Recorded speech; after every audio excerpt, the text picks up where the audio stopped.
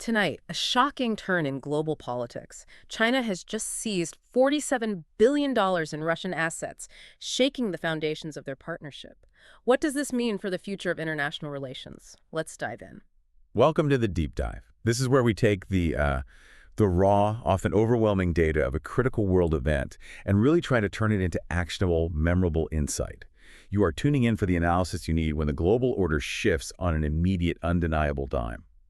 And today, well, we're looking at sources detailing one of the most abrupt and, frankly, brutal economic ruptures in modern history. We're talking about the sudden systemic seizure of Russian state assets by the government of China. And the immediate facts of this event are just staggering. I mean, they fundamentally redefine the relationship between two of the world's major nuclear powers. Our mission today is clear. We're going to chart the immediate fallout. We'll examine the long, deliberate road China paved to create this dependency, and then explore the truly terrifying global implications. The implications when a superpower just publicly strips its supposed partner of its economic sovereignty. And when we talk about this shockwave, we're not talking about small change. This isn't a drawn-out legal process. We're talking about facts that must have hit the Kremlin like a tactical nuclear device, but a financial one. On December 11th, 2025, Beijing time, the Chinese government announced the immediate seizure of Russian state assets. The value, approximately $47 billion. $47 billion. And for clarity, these aren't just promises on paper. These are physical assets, liquid funds, located right now, today, inside Chinese territory and their financial institutions. And even that, as stunning as it is, that wasn't the whole story. No, not at all. That $47 billion seizure came with a formal diplomatic note demanding immediate payment of an additional $120 billion in outstanding debt. Wow. So just think about that total. Right. Nearly $170 billion in immediate financial damage, all delivered in a single 24-hour period. And this debt, China claims, is for everything. Every weapon system, every piece of tech, every financial lifeline they provided to Russia since the war started back in February 2022. So let's just define this right at the top. This is absolutely not some kind of, sophisticated billing dispute between friendly allies. Oh, no, not even close. This is the world's rising superpower acting as a ruthless creditor. It's about publicly humiliating a desperate debtor who, at the end of the day, just can't pay. Exactly. This single action represents the complete catastrophic crumbling of that strategic partnership that Vladimir Putin had staked his entire post-2022 survival on. His whole argument was that this alliance with Beijing would be the shield. It would insulate Russia from the West. It would be the backbone of a new world order. And instead, that partnership has been revealed as a mechanism of total control. This public humiliation, I would argue, is the single most consequential shift in their relationship since the Sino-Soviet split back in 1962. It's the moment China stopped being a potential partner and became, effectively, the economic overlord of Russia. And that pivot, that demands a deep dive into how we got here. Okay, so let's unpack part one, the nature of this seizure itself. I mean, to take this kind of massive action against a fellow permanent UN Security Council member, a P5 member with veto power and a nuclear power, that takes kind of geopolitical confidence we really haven't seen in decades. What is China fundamentally telling the world with this move? The message is unambiguous. It's that Russia was never an equal in this alliance. From Beijing's perspective, the moment Russia invaded Ukraine and failed, utterly failed, to get a quick victory, it was exposed. Russia was revealed as a declining regional actor, its military incompetence, its industrial atrophy, the inability to supply its own army. It was all laid bare. So once that weakness was out in the open, Russia moved from being a partner to being an asset that was, ripe for systematic exploitation. And the timeline here is just critical, isn't it? The sources we're looking at highlight this extraordinary resilience of Chinese patience. They didn't strike right away. They waited nearly 4 years. Why so long? China is masterful at playing the long game. They understood that striking too early might have destabilized Russia entirely. That could have pushed Putin into even more reckless behavior, or even worse for Beijing, maybe the regime collapses and a Western-friendly government emerges. They couldn't have that. So they needed Russia to be just solvent enough to keep fighting in Ukraine, to keep being a distraction and a resource sink for the West. Precisely. They provided lifelines, but they documented every single transaction. Meticulously. Yes. For almost 4 years, Beijing provided just enough economic oxygen to keep the Russian regime afloat. But at the same time, they were meticulously documenting every single yuan spent, every drone, every artillery shell. They built an ironclad, indisputable ledger of debt. So now, with Russia weakened beyond recovery, with Western sanctions ensuring no rebound is possible, China decided the extraction period was over. And the time for liquidation arrived. Immediately, publicly, and with calculated brutality, yes. So we have to look past the dollar amount. The 120 billion in debt, that's a motivation, but the seizure itself, it's about demonstrating global power dynamics. It's entirely about demonstrating power. It's China defining to the world that Russia is, definitively and publicly, a client state, not a partner. This action is a public declaration that Russian sovereignty, the ability of Moscow to control its own stuff, extends only as far as Chinese interests allow. It shatters Putin's whole vision. Completely. The new multipolar world order. It's been exposed as a cover for something much simpler, Chinese unipolarity, just disguised by Russian pretensions of partnership. And that distinction, partner versus client state, what does that actually mean in practical terms for Russia? It means Russia is no longer making strategic decisions based on its own national interests. It has to think about the reaction from Beijing. The seizure showed that China is the ultimate authority over Russia's most valuable economic resources. And if you're a client state, well, you're disposable. Your resources are convertible. It's a game changer. And the sources give us these really chilling, almost visual details about what this seizure actually looked like on the ground. This wasn't just, moving digits in a bank account in Hong Kong. That's right. The action was designed to be physical, to be visible, and humiliating.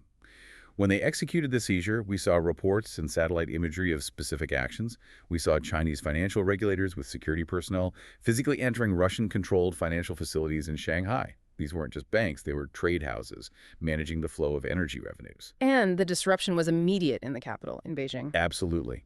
Reports indicate that Russian corporate offices there, we're talking major state energy and metal exporters, were suddenly staffed by Chinese administrators. Not by the Russian managers. Not anymore. They were locking down computer systems, seizing records, redirecting contracts, taking full operational control. But the most visceral display of this loss of sovereignty, it came at the ports, right? The physical seizure of revenue streams. Yes.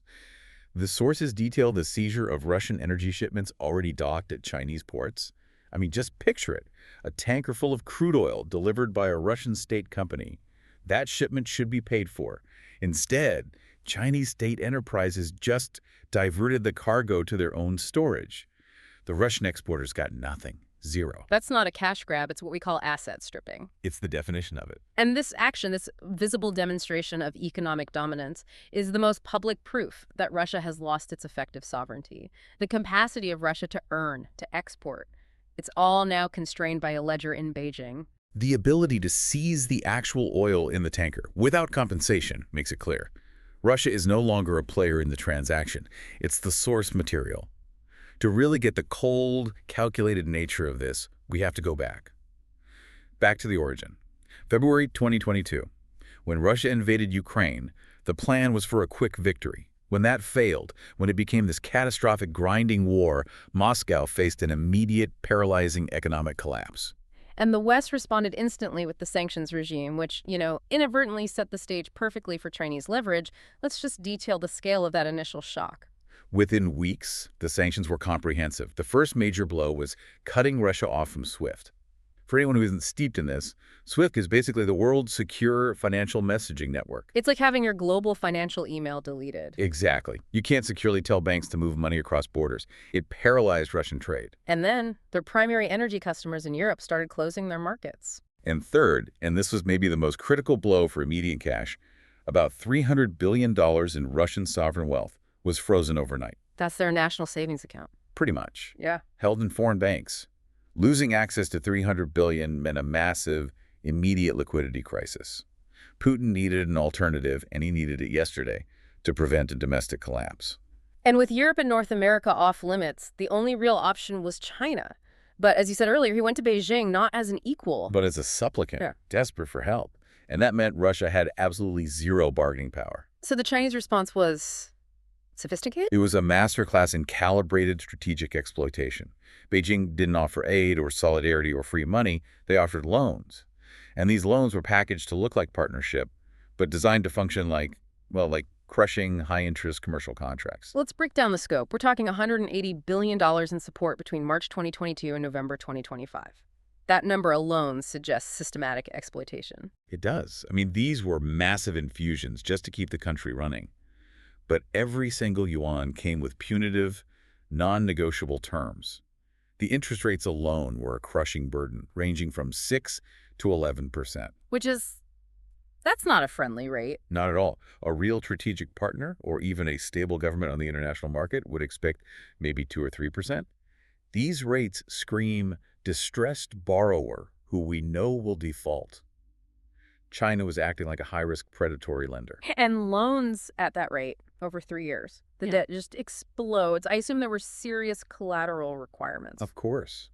The collateral requirements gave China liens on Russia's crown jewels. We were talking critical energy infrastructure, strategic mineral rights in Siberia. The places where they get titanium, rare earths. Exactly. And critical port facilities in the Far East. These aren't just minor assets. These are sovereign resources fundamental to Russia's long-term stability. They were trading their future for short-term cash. And then there were the currency traps. This is where the deal goes from just being a bad loan to a systemic mechanism of control. The currency traps were brilliant and insidious. China used these complex currency swap arrangements that forced Russia to accept renminbi, the yuan, for most of its oil and gas. The thing about the renminbi is it's not fully convertible like the US dollar. It's difficult to use outside of the Chinese economy. So Russia was getting paid in a currency that was hard to spend or save internationally. Precisely. They earned a soft currency for their hard commodities. But here's the trap. When Russia needed to buy vital Chinese goods, electronics, cars, military parts, they were often required to pay China in hard currency. US dollars or euros they had to scrape together. Or gold. It's a cycle. They earn soft currency but pay out their remaining hard currency reserves to Beijing. And that one-sided arrangement just confirms it. China didn't just understand Russia's weakness. They systematically exploited it to their maximum permanent advantage. And all the while this was happening, the official Russian story was one of mutual respect. Pure fantasy. Just pure, deliberate fantasy presented to the Russian public. All through 2023, 2024, Russian officials were on TV assuring everyone that Chinese support was proof of a genuine strategic partnership. A new world order against the West. That was the line. Putin and Xi exchanged visits, always emphasizing mutual respect and a shared vision. But the reality, hidden away in those leaked diplomatic cables, tells a completely different, devastating story. The leaks, which Western intelligence reviewed, showed Chinese officials, in private, describing Russia not as a partner, but as a useful but declining asset. They questioned Russia's long-term viability, but they saw its resources, oil, gas, minerals, as something that could be extracted at highly favorable terms. The chilling part is that while Putin was celebrating friendship, Chinese planners were literally calculating Russia's liquidation schedules. They saw the Russian state as a financially distressed business whose resources were just waiting to be carved up. Which brings us to that $120 billion debt. What specifically was Russia buying that ran up the tab so quickly? It sounds like they were buying everything. They were replacing everything the West had cut off, and they had no choice but to pay China's price. On the military side, they were trying to compensate for catastrophic losses in Ukraine. They bought thousands of Chinese surveillance and attack drones. And artillery shells. Hundreds of thousands of artillery shells because their own production couldn't keep up with the front line. And they needed essential communications and electronic warfare systems to counter the modern gear Ukraine was getting from NATO. And on the civilian side, the shopping list just reveals the depth of Russia's industrial failure. Absolutely. To keep things stable at home, they needed massive quantities of Chinese consumer goods. Cars to replace the Toyotas and Volkswagens that left. Electronics to fill the void from Apple and Samsung. Pharmaceuticals to substitute for Western medicines. The cars alone are so telling. It shows a complete failure of their own industrial capacity. It does. And the most telling purchase of all was the high-tech industrial base. The semiconductors and machine tools? That's right. This wasn't just trade. This was a desperate, implicit admission that Russian industry had atrophied so much that without Chinese assistance, they couldn't produce complex military or civilian goods anymore. And every single one of those transactions was systematically added to that growing $120 billion ledger, increasing China's leverage until it became absolute, until the time for collection arrived. So by November 2025, that accumulated debt, according to Beijing's accounting, had hit the $120 billion mark. That's including all the interest and penalties. Now, Russia disputes this. They still do. They claim the actual debt is closer to $73 billion, arguing some of it was, discounted sales or barter. But it's irrelevant. It's irrelevant because China held all the cards, all the leverage. Exactly. And yet, Putin appears to have made a final catastrophic miscalculation. He believed he was indispensable to Beijing. He assumed their patience was infinite. He thought that as long as Russia was a counterweight to the U.S., China would just keep the money flowing. He was fatally wrong. China is driven by economic stability and risk aversion, not by ideology.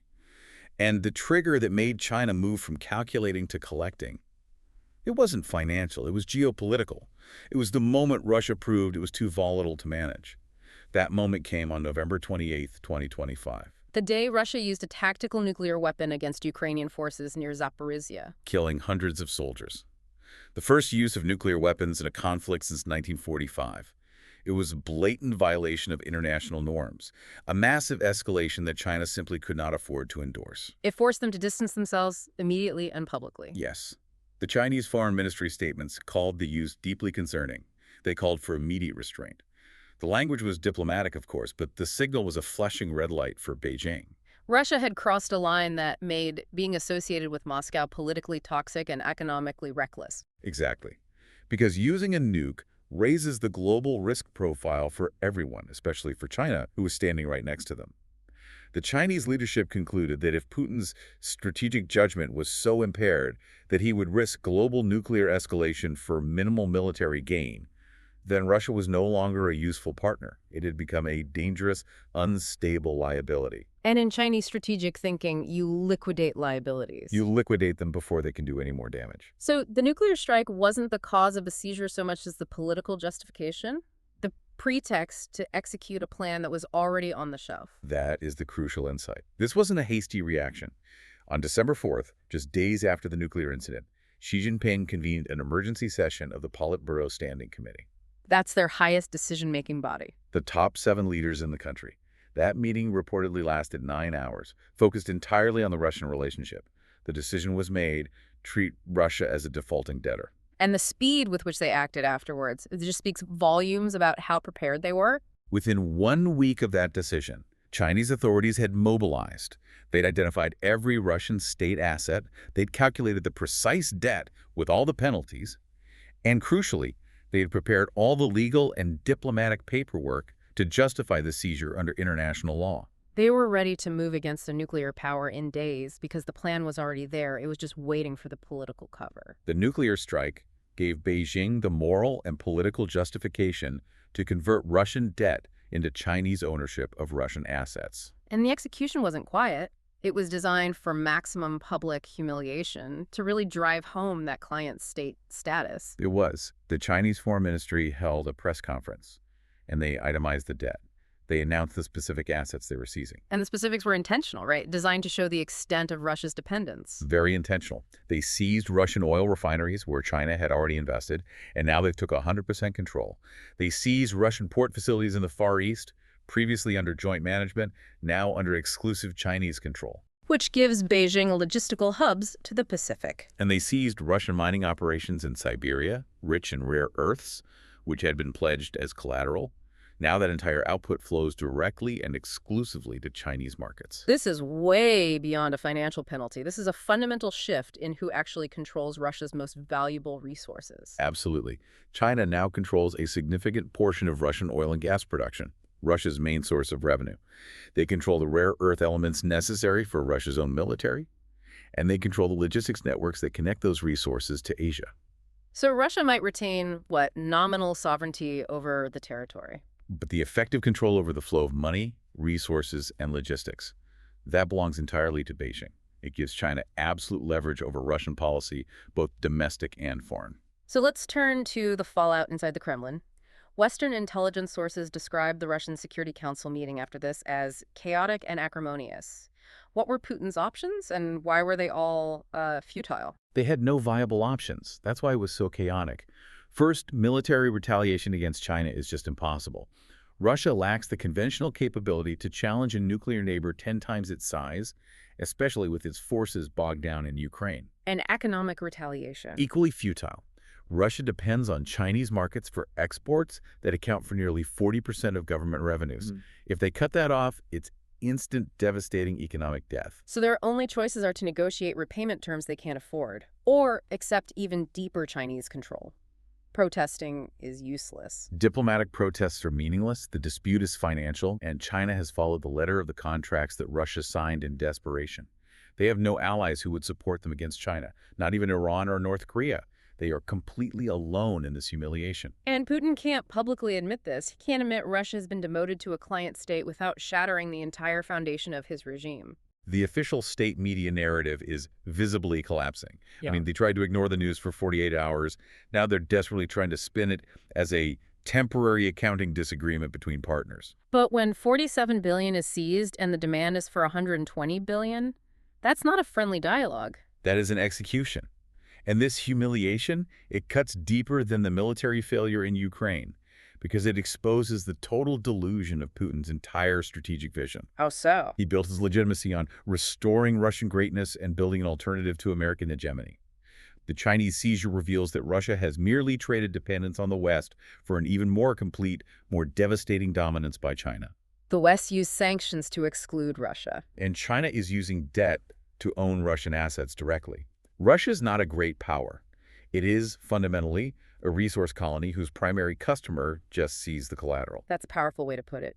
Let's shift focus now to the global implications. Specifically, for all those nations tied up in China's Belt and Road Initiative, this must be a huge debt trap warning to the world. The anxiety rising across the entire BRI ecosystem is, well, it's palpable.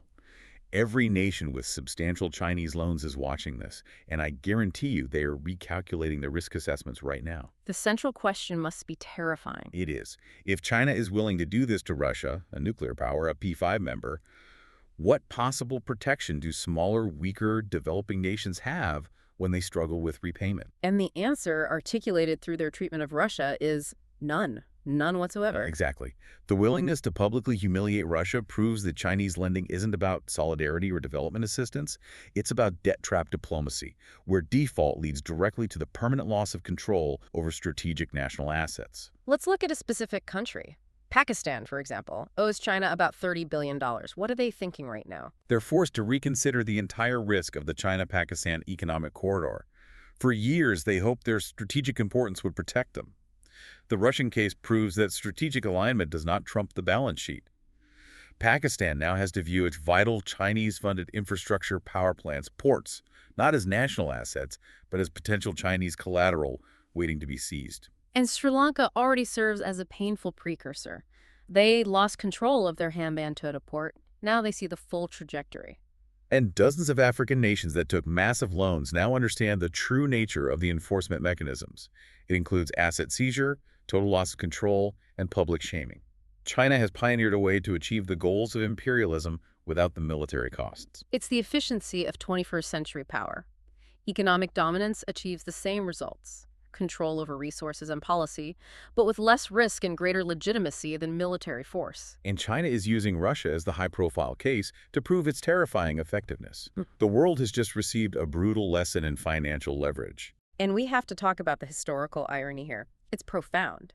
China suffered the century of humiliation, forced to give colonial powers control over its ports and mines.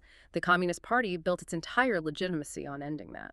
And now, in a stunning reversal, China is imposing similar arrangements on Russia. It's not formally colonial, but the practical results are identical.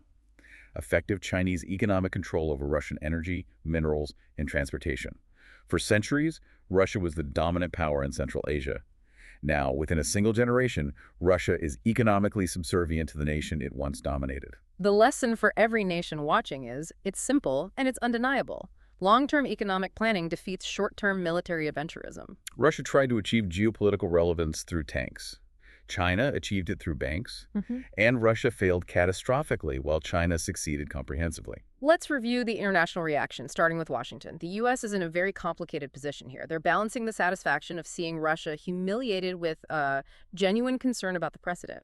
U.S. State Department officials have been very careful, describing it publicly as a bilateral financial matter. They're staying neutral because, while anything that weakens Putin serves U.S. goals, the precedent of seizing assets from a sovereign nation, especially a nuclear one, is unsettling. So for now, Washington is just watching, letting this play out because the outcome seems beneficial, even if the methods are concerning. Exactly. They're betting the damage to the Sino-Russian axis is worth the risk of the precedent. European reaction, though, has been far more uniformly positive. Still cautious, but positive. They spent 3 years trying to isolate Russia economically, only to watch China provide that lifeline. And now they're seeing the final outcome. The German chancellor noted that relationships based on exploitation eventually collapse. The French president emphasized that nations that borrow beyond their capacity must accept the consequences. The key takeaway for Europe is that their sanctions, combined with Chinese economic pressure, have achieved the goal of reducing Russia's standing. But we have to be careful here. Celebrating this instability can be dangerous. An economically dominated Russia isn't necessarily a safe Russia. That's the essential caution, isn't it? It is. A cornered, humiliated, and economically desperate Russia, which still has the world's largest nuclear arsenal, remains extraordinarily dangerous. So what are the specific risks we need to worry about? Putin, facing overwhelming domestic pressure, might become more likely to take irrational, high-risk actions to prove Russia's independence. The crumbling of economic sovereignty might accelerate military desperation. If he feels he has nothing left to lose, he might calculate that nuclear brinkmanship is preferable to continued humiliation. And intelligence suggests Beijing isn't finished. They see the seizure as step one. What additional demands might they be preparing? We're hearing analyses that they're preparing to push for expanded control. The projected demands are stunning. Things like joint administration of Russian Far Eastern territories. So shared governance. Effectively. Chinese basing rights at critical Russian Pacific ports like Vladivostok, and further exploitation of Siberian natural resources. And the ultimate test of control, Chinese veto power over Russian foreign policy decisions. That last point is the crucial one. If Russia accepts a Chinese veto over its foreign policy, then it is functionally no longer an independent state on the world stage. Which would prove Putin's legacy as one of monumental strategic failure. He invaded Ukraine to prevent encirclement by the West, and now he faces Chinese economic encirclement that is far more complete. He promised greatness and independence, but he has reduced Russia to a resource colony whose autonomy belongs entirely to China. So, as this extraordinary reversal unfolds, what is the core lesson for you, the listener? What should you take away about power in the 21st century? I think the lesson is the impermanence of power and the stunning speed of geopolitical shifts when economic realities change. This transformation of Russia happened in just 45 months. It shows that traditional measures of power, a nuclear arsenal, a UN Security Council seat, vast territory, none of it protected Russia from economic domination. Sovereignty in the 21st century depends on economic strength far more than military capability. Right. A nation that can't pay its debts loses control over its assets and its future, regardless of how many battalions it has. And finally, we have to acknowledge the human dimension here. The economic pain from this revenue loss is borne by ordinary Russian citizens. We're talking about reduced social services, delayed pensions, increased poverty. And the essential difference between Russia's failure and China's success boils down to a fundamental truth about modern power. China proved that creditors dominate debtors regardless of military capabilities. They proved that 21st century power is measured in balance sheets more than battalions. And that is the stark reality that every leader everywhere must now internalize. Thank you for joining us for this deep dive into the Chinese seizure of Russian assets. Take a moment to consider how your own nation's economic ties might be defining your future geopolitical standing. We will continue tracking the fallout from this extraordinary event in the weeks to come. Good night.